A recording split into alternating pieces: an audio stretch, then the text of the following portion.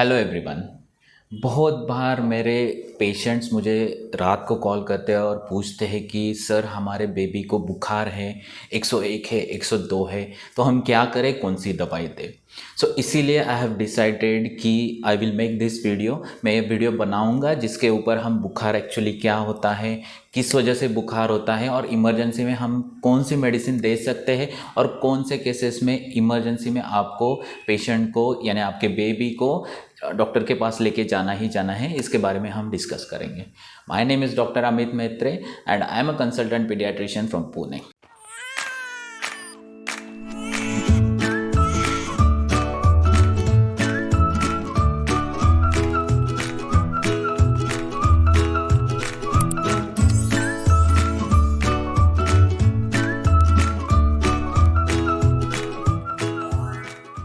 This channel does not promote or encourage any illegal activities. All contents provided by this channel is meant for educational purpose only.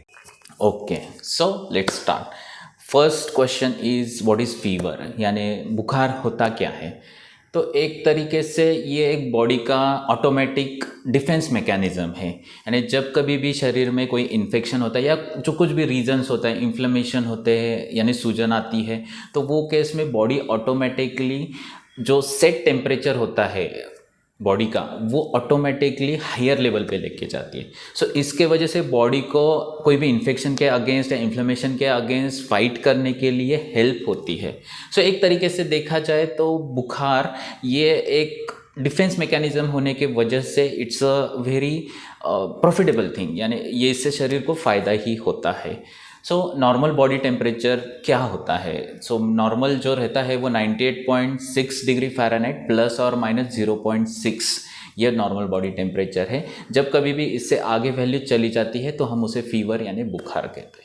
Okay, next thing which I am going to discuss कि बहुत बार patients मेरे पास आते हैं और कहते हैं कि sir हम बेबी को उठाते हैं, बेबी को उठाने के बाद में हमें वो गर्म लगता है, we feel baby warm, is it a fever and in that case should we give medicine, यानी वो बुखार है, जब हम बेबी को उठाते हैं और वो हमें गर्म लगता है तो वो केस में हम दवाई देना चाहिए या नहीं चाहिए। Let me tell you one thing. Simply judging by touch is not the ideal method to measure the temperature. यानी सिर्फ आप टच करके बुखार है या नहीं है ये कुछ आइडियल मेथड है नहीं। तो हमें बुखार कैसे नापना चाहिए? एक आप कहीं पर भी जाओ, 100-200 रुपये में आपको ये डिजिटल थर्मामीटर मिलेगा, दिस काइंड ऑफ थिंग। तो इससे हम बेबी का टेम्परेचर मेजर कर सकते हैं। वो भी कैसे करना है मैं आपको एक्सप्लेन करता हूँ। You just need to start, आप स्टार्ट कीजिए। स्टार्ट करने के बाद में इसमें कुछ तो रीडिंग्स आएंगे विच विल करंट टेम्परेचर, फिर एल दिखना चालू हो जाएगा और फ़ारेनहाइट का जो साइन है वो ब्लिंक होना चालू हो जाएगा। Then after that you are suppose to keep this in the axilla, आप इसको बगल में रखें। स्किन से जो आगे वाला सेंसर है वो टच होना बहुत ही ज़रूरी है, it should touch your skin, नहीं तो फिर वो एग्जैक्ट टेम्परेचर मेजर नहीं हो पाएगा। देन उसके बाद में आप जब ये ब्लिंक करना चालू हो जाएगा then you take it out and you see कि टेम्परेचर कितना है। अगर 99.2 डिग्री फ़ारेनहाइट से आगे टेम्परेचर है then we can call it as a fever, कि हाँ बाबा बच्चे को बुखार है, ये वो केस में हम कॉन्फिडेंटली कह सकते हैं। That is the second thing which I want to discuss. अभी थर्ड थिंग इज़ कि बुखार होता क्यों है, what are the various reasons of fever. 4-5 reasons है जो है, उसमें से तो मोस्ट कॉमन रहता है इन्फेक्शन में मोस्ट कॉमन रहता है वायरल, बैक्टीरियल इन्फेक्शन भी हो सकता है, फंगल इन्फेक्शन भी हो सकता है, पैरासिटिक इन्फेक्शन भी हो सकता है, that is one of the thing. Second most common thing is dehydration, बहुत बार शरीर में पानी की मात्रा कम होने की वजह से भी बुखार आ सकता है।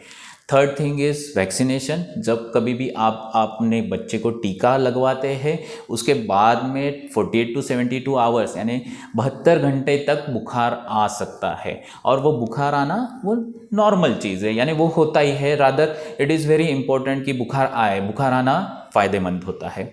थर्ड और सारे रीज़न्स है, उसमें से कैंसर एक रीज़न है, रेयर है लेकिन वो भी हो सकता है। ऑटो इम्यून डिसीजेस भी रीज़न है, that also can be there reason for fever. Okay, next thing हम लोग डिस्कस करेंगे कि अगर बुखार आया है तो हम क्या करें। Okay, so first and most important thing is that कि आप जब कभी भी बेबी को बुखार आए तो उसको वुलन क्लोथ्स या वार्म क्लोथ्स ना पहना है, सूती के कपड़े यानी हल्के हल्के कपड़े पहना है। पॉसिबल हो तो फिर उसको खुला करके आप रखें। Second thing which you can do is tepid sponging.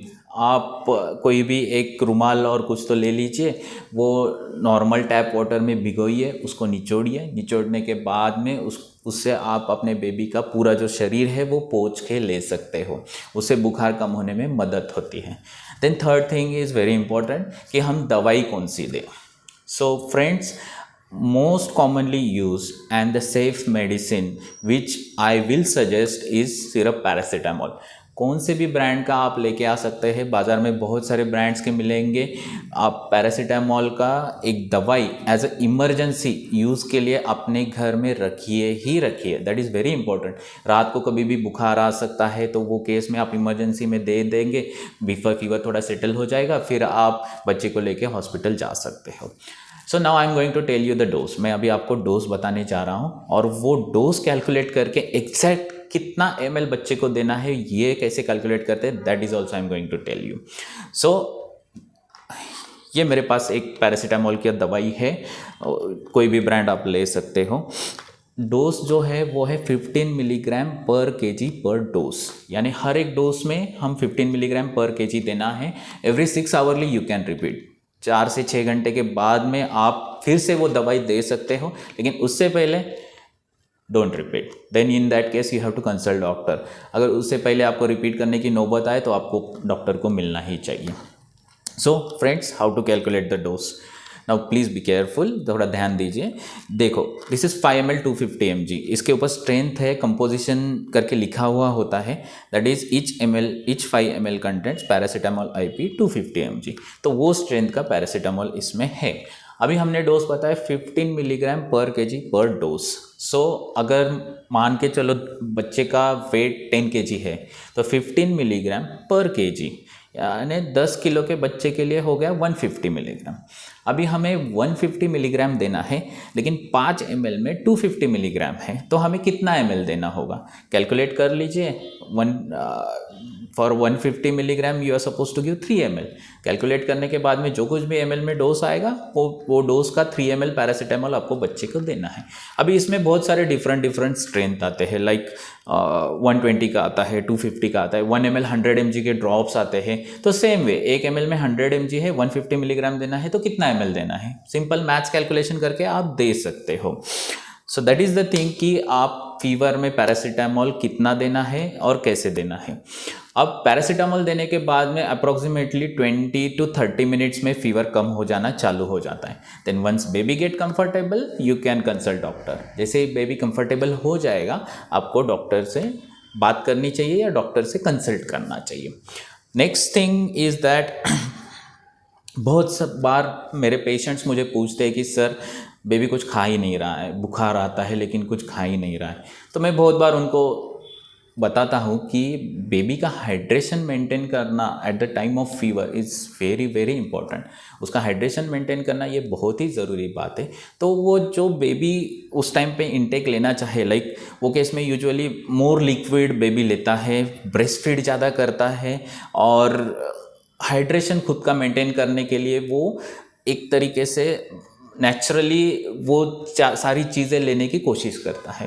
तो नेचुरली फीवर है, बॉडी पेन रहेगा, मायल्जिया रहेगा। सो इन दैट केस बेबी का जो ओवरऑल इनटेक है वो थोड़ा सा कम होना ही होना है, बट जितना हम मैक्सिमम पॉसिबली उसको दे सकते हैं उतना देना चाहिए और बेबी का हाइड्रेशन मेंटेन करना चाहिए। जैसे जैसे फीवर का इंटेंसिटी कम होता जाएगा, लाइक 2 दिन के बाद में, 3 दिन के बाद में, देन उसका वो स्लोली इनटेक चालू हो जाएगा, बढ़ जाएगा। देन सबसे इम्पोर्टेंट चीज़ ये है कि कौन से केसेस में हमें अर्जेंटली डॉक्टर से मिलना है। हाँ, फीवर है लेकिन there are few things in which you have to consult doctor urgently. Urgent basis पे आपको डॉक्टर को लेके जाना ही जाना है। फर्स्ट थिंग, अगर टेम्परेचर 104 डिग्री फ़ारेनहाइट से ज़्यादा है, यानी 104 से आगे फीवर है, आपको बच्चे को डॉक्टर के पास लेके ही जाना है। देन बेबी सुस्त हो गया है यानी ड्राउजी है, वो आप उसको बुला रहे हैं लेकिन जैसे एक्टिव होना चाहिए वैसे नहीं है, वो ऐसे ही सुस्ती से पड़ा है, देख भी नहीं रहा है अच्छे से आपके तरफ, आप बुलाएंगे तो आप थोड़ा लेट वो रिस्पॉन्स कर रहा है, तो वो केस में आपको अर्जेंटली डॉक्टर से मिलना है। Then baby is excessively crying यानी बहुत ही ज़्यादा, यानी आप अगर देखे जाए तो सुस्ती में भी आपको दिखाना है या हाइपर इरिटेबिलिटी हो गया यानी बहुत एक्सेसिवली क्राई हो गया, तो वो केस में भी आपको डॉक्टर से मिलना है। सबसे इम्पॉर्टेंट थिंग, अगर बेबी अपनॉर्मल मूवमेंट्स करता है, लाइक हाथ हिला रहा है, आंखें ऊपर की तरफ रोल ओवर कर ली है और ऐसे ऐसे हिल रहा है, so in that case it's a case of conversion, ये कन्वर्जन हो सकता है, आपको अर्जेंटली बेबी को डॉक्टर के पास लेके जाना चाहिए। वो केस में मेडिसिन मत दीजिए बिकॉज देर आर चांसेस कि वो medicine rather than going into the stomach it may go into the chest, क्योंकि वो अबनॉर्मल मूवमेंट्स हो रहा है, कन्वर्जन हो सकते हैं। देन अगर फीवर मोर देन 5 days है, मैं तो सजेस्ट करूंगा कि चलो आप इमरजेंसी के लिए मेडिसिन आपने दे दिया है, बेबी कंफर्टेबल हो गया है, आप कंसल्ट कर लीजिए डॉक्टर को। लेकिन अगर 5 दिन के बाद में भी बुखार नहीं आ रहा है तो आप घर पे ही ट्रीट नहीं करना है, आपको डॉक्टर से मिलना ही मिलना है। Most important thing is that कि जब कभी भी आप डॉक्टर से मिलेंगे तो ये बहुत ज़रूरी होता है कि कौन से टाइम पे फीवर आया ये आपने नोट किया है। अगर आप वो नोट करके रखते हैं तो वो डॉक्टर को डायग्नोसिस करने में, because there are different patterns of fever के अलग अलग पैटर्न्स होते हैं, continuous fever, continuous high grade, then intermittent fever, तो वो थोड़ा सा डॉक्टर को डायग्नोसिस करने में इम्पॉर्टेंट होता है। अगर बेबी वोमिट कर रहा है, जब ये दवाई पेट में जाएगा ही नहीं तो फीवर कहाँ से कम हो जाएगा भाई। तो इसीलिए अगर बेबी उल्टी कर रहा है, बार बार दवाई नहीं ले रहा है, तो वो केस में आपको डॉक्टर से अर्जेंट बेसिस पे मिलना है। तो ये हो गया कि हमें डॉक्टर से कब मिलना है। अभी कुछ चीज़ें मैं आपको बताऊंगा कि जो फीवर में आपको ना करनी है, यानी आप अवॉइड कीजिए। जब कभी भी बेबी को फीवर होता है तो आप वुलन के कपड़े ना पहनाएं, उससे वो थोड़ा ज़्यादा गर्मी होके फीवर उससे प्रेसिपिटेट हो सकता है। बहुत बार मैंने ये भी देखा है कि पेरेंट्स आइस वाटर से या तो फिर आइस क्यूब्स से बेबी को स्पॉन्जिंग करते हैं। Please don't do that, baby को टैपिड स्पॉन्जिंग ही कीजिए, ज़्यादा आइस या ठंडा वाटर से आप उसको स्पॉन्जिंग मत कीजिए, it may worsen the things. So I think that's it for today. आज मैंने most of the things cover करने का कोशिश किया है। अगर आपके कुछ भी डाउट्स है तो आप मुझे ईमेल कर सकते हो या व्हाट्सएप पे मैसेज कर सकते हो। कॉल उठाना या कॉल पे क्वेश्चन डिस्कस करना मे नॉट बी पॉसिबल, क्योंकि मैं बहुत बार सीजर कॉल में हो सकता हूँ, पेशेंट के यहाँ पे कंसल्टेशन चल रहा होगा, तो आप मुझे मेल कीजिए या व्हाट्सएप कीजिए। उसके आपके जो कुछ भी डाउट्स है मैं आपको साथ क्लियर तो करूँगा ही, और उसके ऊपर एक अलग से वीडियो भी बनाऊँगा।